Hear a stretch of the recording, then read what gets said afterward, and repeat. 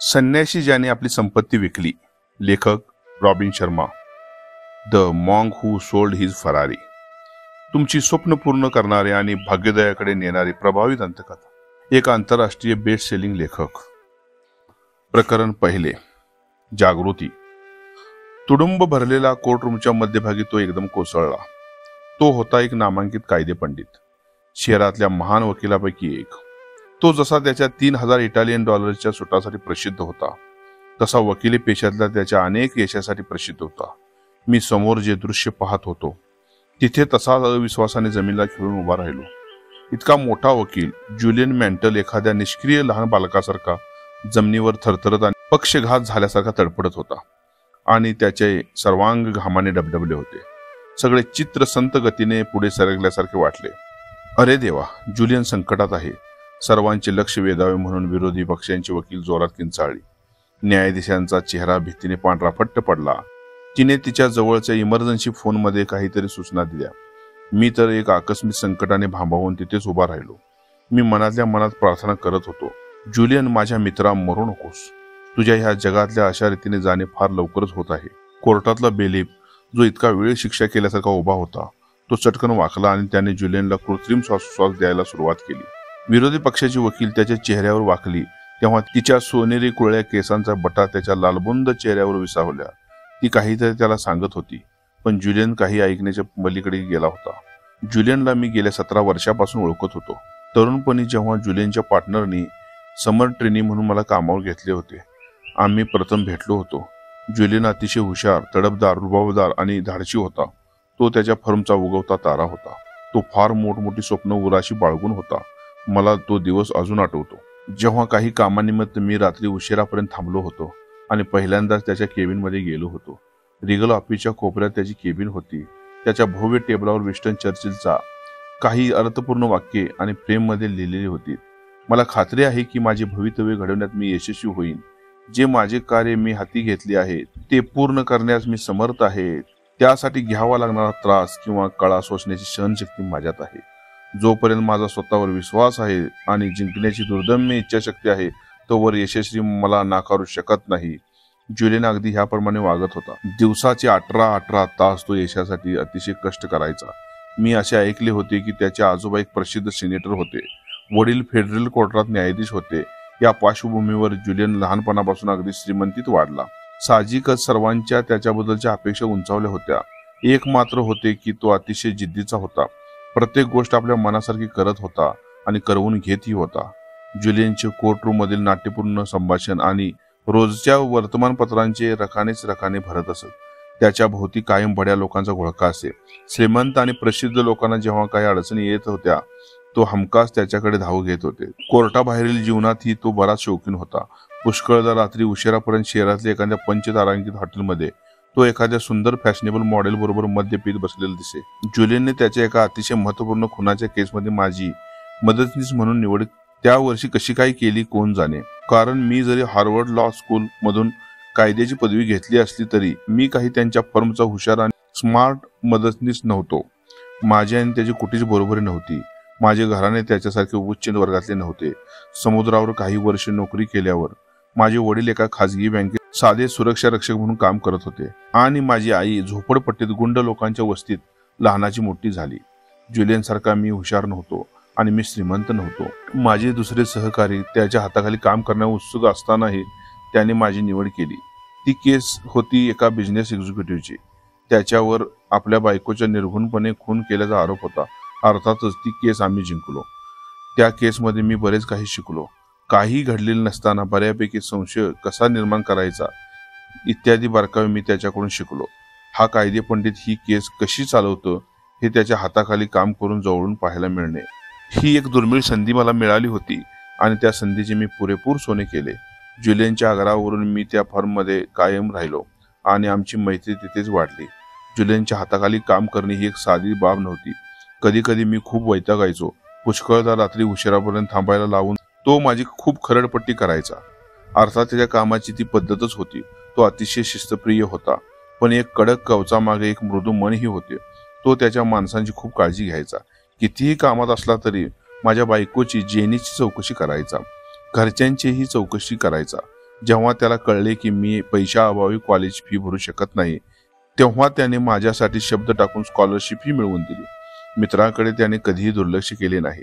तो अगदी झपाटल्यासारखं काम करायचा. त्याचा त्रास त्याच्या हाताखालच्या लोकांना होत असे. त्याच्या कामाचा झपाटाच खूप होता. पहिल्यांदा फर्मच्या भल्यासाठी, फर्मचे नाव मोठे करण्यासाठी तो परिश्रम करत राहिला. दरवर्षी हेच घोकत राहिला की केस झाली की तो 1 महिने सुट्टी घ्यायची, आराम करायचा. पण सुट्टी घेणे त्याला कधी जमलेच नाही. अशीच वर्षामागून वर्षे गेली. त्याची प्रसिद्धी वाढली, अनुभव वाढला, कामाचा पसारा वाढला. अधिकाधिक केसेस यायला लागल्या, अगदी मोठमोठ्या आणि आव्हानात्मक. आणि मग जुलियन काम करतच राहिला. अधिक श्रम, अजून जास्त पैसा, जास्त प्रसिद्धी, नाव, कीर्ती आणि यश या सर्वाबद्दलची त्याची भूक वाढतच गेली. अगदी अल्प काळातच त्याच्याकडे सर्व काही आले.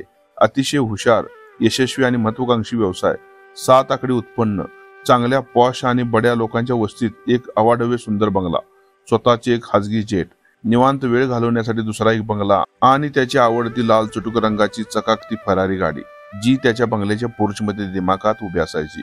जरी यश मिळत गेले तरी नीती काहीतरी वेगळं सुचवत होती. मी त्याच्याबरोबर कायम असल्यामुळे काहीतरी विपरीत घडणार असल्याचे संकेत मला मिळत होते. कामाचा पसारा वाढतच होता. एक मोठ्या केसचा निकाल लागला की दुसरी त्याहून मोठी तयारच असायची. प्रत्येक केसची कितीही पूर्वतयारी केली तरी जुलियनचे समाधान होत नव्हते. न्यायाधीशाने हा प्रश्न उपस्थित केला तर, आपली तयारी कमी पडली तर, एखादी नवीन घडलेली घटना जर आपल्याला माहीत नसली तर, सर्वांसमोर आपल्यावर आश्चर्यचकित व्हायची वेळ येईल. मग आम्ही अजून कसून तयारी करायचो.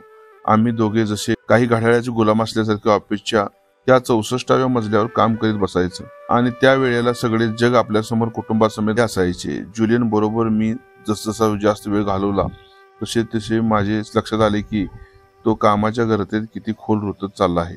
तो कायम असमाधानी असायचा. इतके काम करायचा की ह्या कामातच आपण एक दिवस संपून जावे असे त्याला वाटत होते. परिणामी कौटुंबिक स्वास्थ्यही त्याने बिघडले.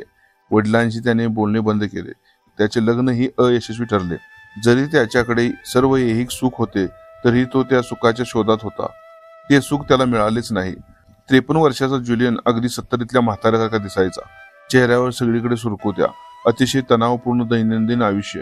ह्यामुळे तो फारच म्हातारा दिसायला लागला.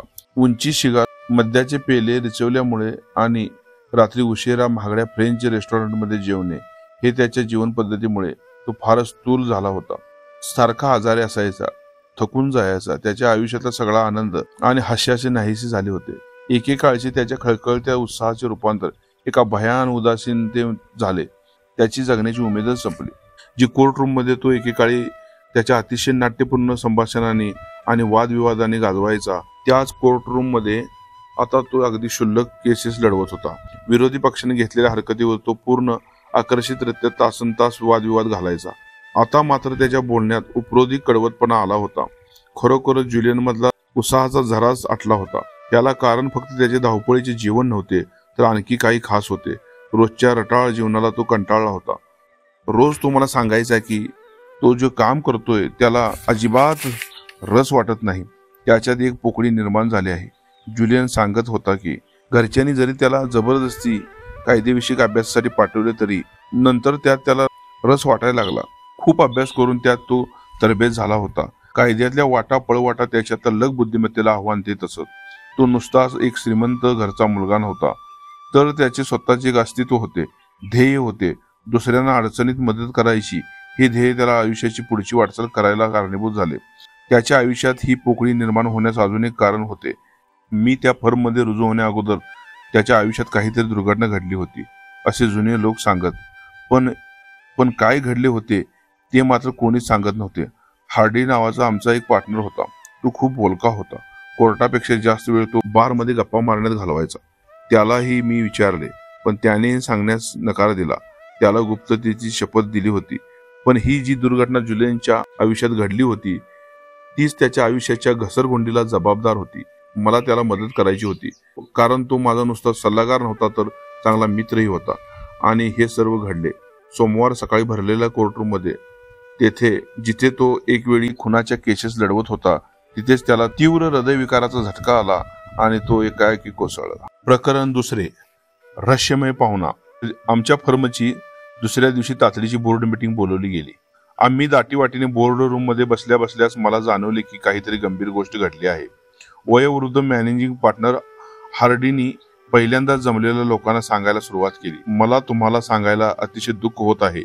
काल श्री जुलियन मेंटल जेव्हा एअर अटलांटिक केस चालवत होता तेव्हा त्यांना हृदयविकाराचा तीव्र झटका आला. सध्या ते ICU मध्ये आहेत. त्यांची प्रकृती सुधारत आहे असे त्यांच्या डॉक्टरने मला सांगितले. परंतु जुलियननी एक अतिशय महत्वाचा निर्णय घेतला आहे जो मला वाटते की मी तुम्हा सर्वांना कळवायला पाहिजे. जुलियनने पहिले फर्म सोडून द्यायचे ठरवले आहे. त्यांनी वकिली न करण्याचा निर्णय घेतला आहे. आता ते आपल्या फर्म मध्ये कधीच परत येणार नाहीत. मला फार धक्का बसला. मला माहिती होती की तो खूप अडचणींना तोंड देत होता, पण तो फर्म सोडेल असे कधीच वाटले नाही. आमची एवढी जवळची मैत्री होती की खरं तर त्याने मला स्वतःला येऊन सांगायला पाहिजे होते. त्याने मला हॉस्पिटलमध्ये सुद्धा भेटू दिले नाही.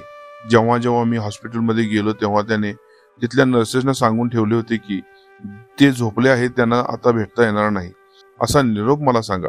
माझा फोन घ्यायचाही त्याने टाळले. कदाचित त्याला त्याचे पूर्वायुष्य विसरायचे असेल आणि कुणी सांगितले कदाचित त्याला मला बघितल्यावर त्याची आठवण येत असेल. पण मला मात्र अतिशय वाईट वाटले. या सगळ्या घटनांना 3 वर्षे उलटून गेली. मी शेवटचे त्याच्याबद्दल ऐकले की तो काही विशिष्ट हेतू मनात धरून भारतात गेला आहे. त्याने आमच्या पार्टनरला एवढे सांगितले की त्याला अतिशय साधे आयुष्य जगायचे आहे. त्याला काही प्रश्नांची उत्तरे हवी आहेत आणि कदाचित ती उत्तरे आपल्याला भारतासारख्या गूढ देशात मिळतील म्हणून तो भारतात गेला आहे. त्याने त्याचा बंगला विकला, जेट विकले, त्याचे ते बेटावरचे घर विकले आणि त्याची फेरारी सुद्धा विकली. माझ्या मनात विचार आला की जुलियन मेंटल आता भारतीय योगी होणार. कायदा गूढ मार्गाने जातो हेच खरे. त्या 3 वर्षात मी जो जास्त काम करणारा तरुण वकील होतो तो हालचाल मंदावलेला मध्यवयीन ग्रस्त झालो. जेनीशी माझे लग्न झाले, मुले झालीत.